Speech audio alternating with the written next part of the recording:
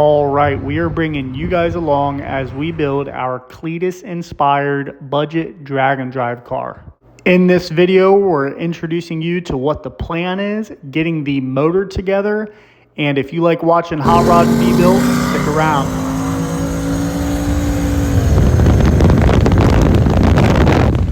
All right, so we're back on YouTube. I quit doing YouTube videos for a little bit just to, I don't know, I didn't really enjoy it that much. I kind of do, kind of don't, but anyways, moving on from that. So what I'm trying to get at is if you were watching our previous videos of the OBS build where we LS swapped and built a 1,000 horsepower truck from the ground up,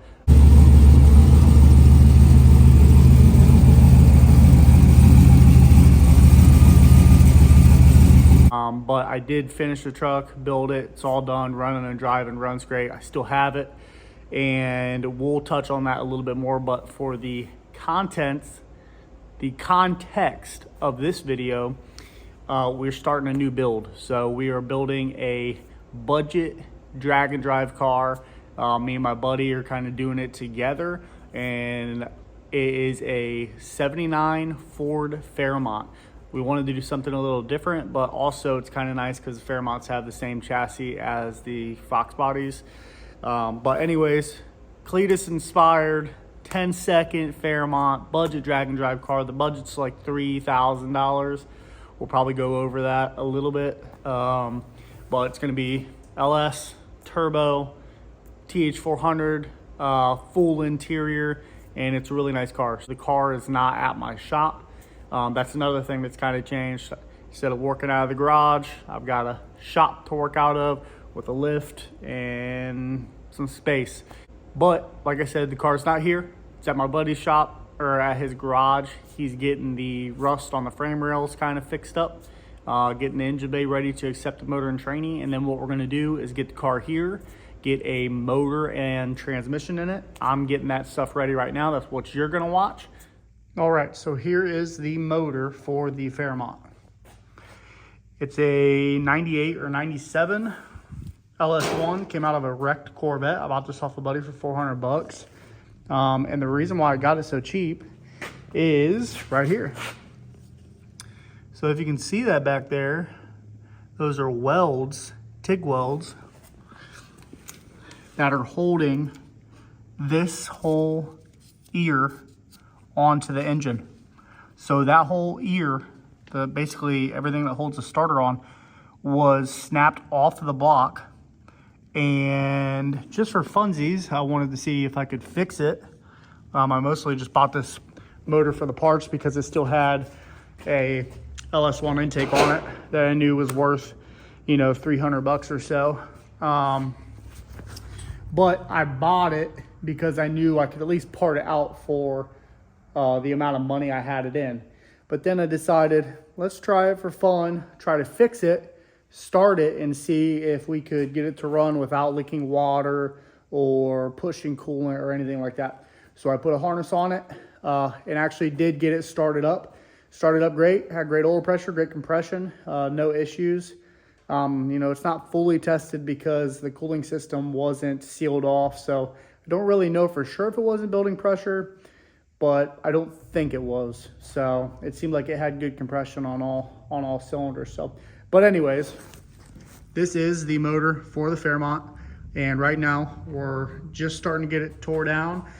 This motor only had 70,000 miles on it, so it's actually pretty clean. I don't know what, it's got some gunk up here, but it's actually really clean. 70-some thousand miles, came out of the C5 Corvette. You can tell by the oil pan because they're weird, very weird.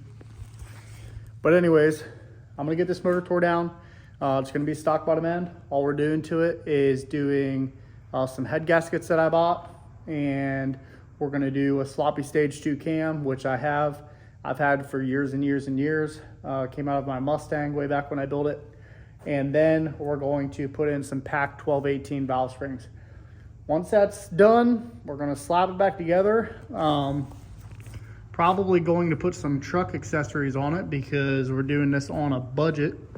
And then yeah, it'll be ready. And once that's done, I have the transmission right up here. The transmission is right there. Now, this is also kind of a budget deal. So we've got 400 bucks in our broken block LS1, and we've got 400 bucks in this turbo 400. Now, what's nice about this is, if you can see right there, it's got a trans brake and a deep pan and a braided dipstick tube. So, story behind this guy was, it was in a broken case. This transmission, well, I guess it's not the same transmission. I guess it depends on how you want to look at it. But my dad had a transmission that the case was completely snapped off up here.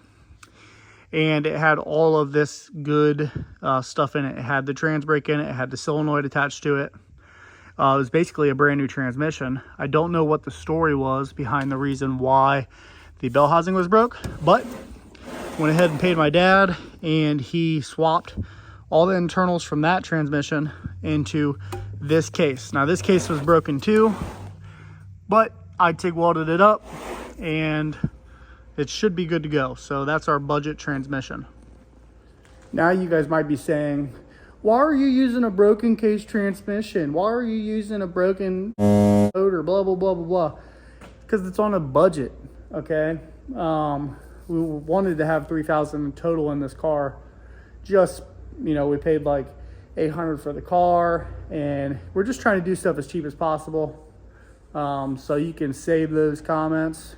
We don't care if stuff breaks because we cheaped out, then it breaks. We'll get another motor in it. Transmission breaks, we'll get another transmission. We're doing it on a budget, so keep your comments to yourself. But yeah, we're gonna go ahead and get this motor tore down, get it together. What I want to have done is get the motor and transmission bolted together, all ready to be dropped down in the Fairmont. That way when Reed decides he wants to stop being lazy and gets the frame rails nice and fixed and gets the engine bay ready to accept all this, we can bring the car here, drop it in, start building turbo kit, engine mounts, trans mount, all that type of stuff. So, but let's quit talking about it and get to it. So, as I'm doing this, you're gonna notice that I am not replacing a bunch of stuff I probably should be replacing. And the reason for that is we're doing it cheap. Don't know how many times I'm gonna have to say that, but we're doing it cheap as possible. So if we can get away without replacing the cam retaining plate or replacing the timing chain, which I've never seen a timing chain go bad in an LS, then that's what we're gonna do. Because we're doing it cheap. I'm curious to see what this thing looks like under here. Yeah, so it looks like literally brand new. I mean, not brand new, but like low mileage. And it makes sense because this motor was supposed to be only a 40,000 mile motor. So timing chain looks good. There's not a bunch of sludge up in here. I mean, this motor literally looks beautiful. Most of the time I'm dealing with 200,000 mile stuff. So if you see me geeking out because it's so clean, don't be surprised.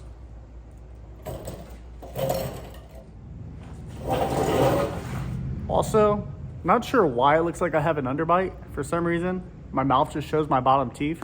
I don't look like a fucking pug, but drop some comments and leave your opinion. I already took these bolts out off camera.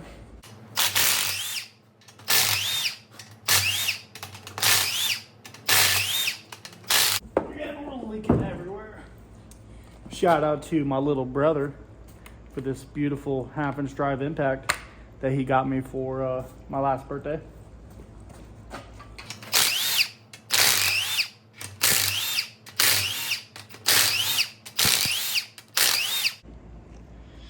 All right, so you can see our beautiful clean engine. This thing is like beautifully clean. You can see how clean it is in there. It's kind of crazy, but Go ahead and pop his head off. All right.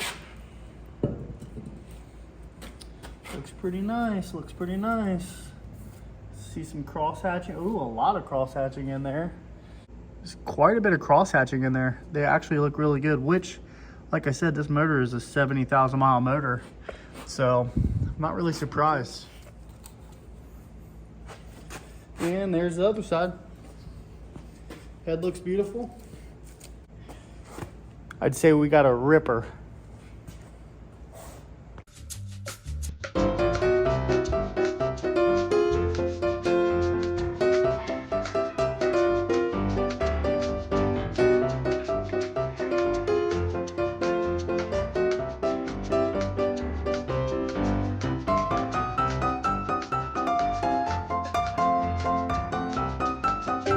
Right, I saved the best part for you guys. Let's carefully get this cam out. Now, most of the time, especially probably due to good old Matt Hopple,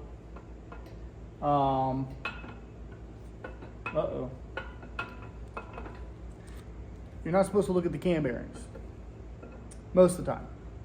However, this motor is effing beautiful and everything looks beautiful on it. And I'm guessing these cam bearings look pretty dang good. I could be wrong, but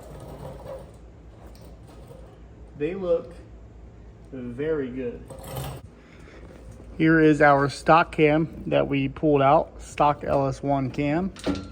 And in this bag is a sloppy stage 2 that I bought probably, 2018-ish, 2017-ish, for a Mustang that I had. And long story short, after a couple years of running this cam, I upgraded, pretty much rebuilt the entire car, put a bigger cam in it, better turbo cam, and then I stuck this thing on a shelf, and they're not really worth much to resell as a used cam. So I was like, I'll keep it and I'll put it in something one day, and that one day is now. So, but if you look, we got some cleaning up to do. So right there, we've got some rust, and I think that's the only spot. I'm sure I sprayed WD-40 on this before I stuck it in the bag, but other than that, it looks really good. So the way we're gonna take care of that guy is with this guy. All right, so rusty cam lobe right there. First, spray a little WD-40 on it, get her nice and lubed up, and then we're going to go to town. Should not take much. Should not take much off. I've seen much worse be ran on a motor. Now, little disclaimer here. And that's about all it took. All right, so one thing I was taught in my adult life was you never put anything in dry.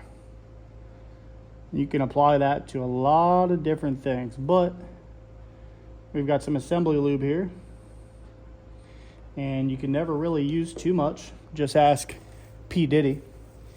What was it? 1,000 bottles of baby oil?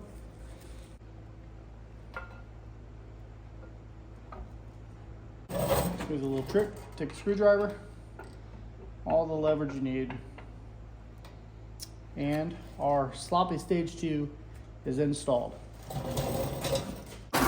All right, so we're buzzing on our cam retaining plate here, timing chain, oil pump, and all of this stuff is the same stuff that we pulled out of the motor. So most people would replace that cam retaining plate because of the O-ring, but ours looked good, and we're doing this on a budget. These lifters were beautiful, so I'm not worried about them at all. But I want all of the experts down in the comments to let me know how soon this thing's gonna blow up, because I reused all of these factory parts. So give me your guesses down below. All right, so before we cover this bad girl up, I want you guys to see what we're working with here. First off, crazy clean. Secondly, good old trusty Gen 3 rods up in this thing. So I've heard people say 600 horsepower is the limit, 500, 800, all over the board. I'll tell you personally, I ran an LS1 just like this with Gen 3 rods and went 880s with it. This car isn't going to be that fast, at least it's not meant to be starting out. So I'm not worried about Gen 3 rods, but it's nice that we've got a clean slate of health as far as this motor being nice and clean, and the wear being minimum, you know, except for that. So, but I just wanted to show you guys this before I threw the oil pan back on. We can't use the C5 oil pan that I've got sitting right there because of its airplane-like shape. You can see there and there. There's baffling in there and stuff for cornering for Corvettes. Can't use that in a Fairmont, so I've got a stock truck pan that we're gonna put on this thing. And yes, the stock truck pan is going to hang just a little bit low. I've had a Fox body with a stock truck pan in it and done multiple wheelies and cracked oil pans. Shouldn't be a problem with this car, but we're gonna run a stock truck pan just for the sake of cheapness. I've got it, it's free, why not? I could buy a $100 oil pan and put on it, but we're gonna run a stock truck pan because it's free. So I'm gonna go ahead, get the truck pan on this thing, probably throw the timing cover on, button up the short block, and then we'll move on to the cylinder heads. All right, so like I was saying, we've got our truck oil pan here. I tried to wash it, but it's a dirty old 200,000 mile truck pan. Our job right now is gonna be to clean up this surface, get it ready to be sealed, and then weld these dash 10 turbo drains in. All right, so we've got this spot cleaned off and a spot on the opposite side. We have a great idea of where our bungs are gonna go. So now it's time to drill and we'll get to welding these things up.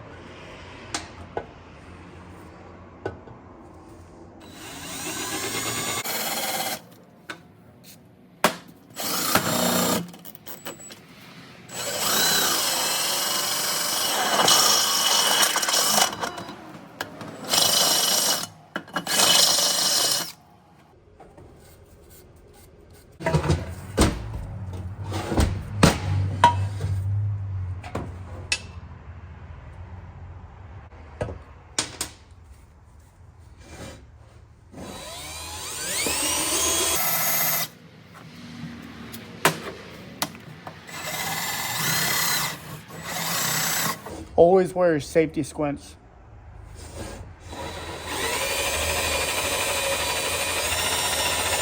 And kind of tilt your head back. Safety squints, tilt head back, 100% safe.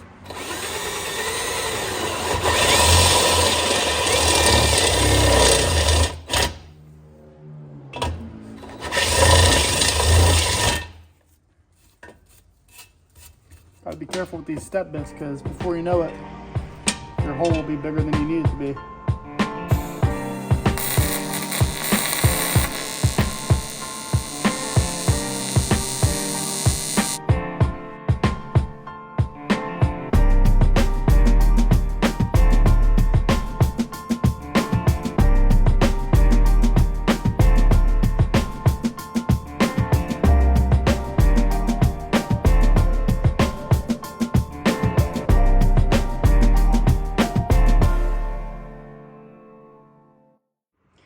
All right, so oil pan is all welded up.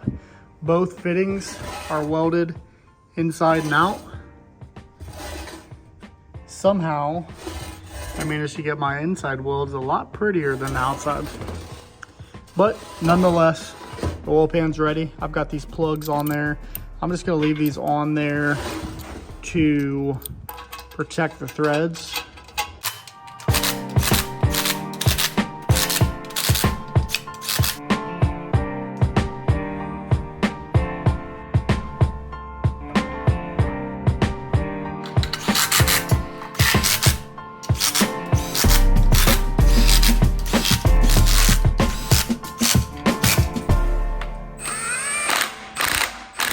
All right, so we've got our springs and our heads.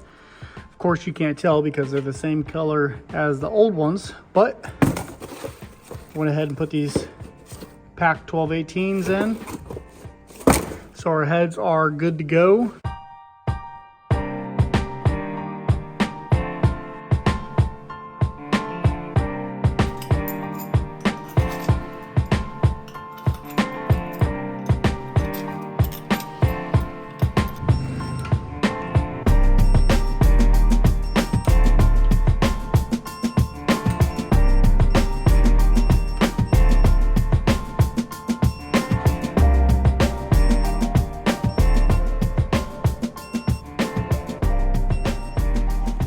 All right, we've got the budget drag and drive Fairmonts motor all done. Well, 90% done. Still need to put rockers, push rods, all that type of jazz in it.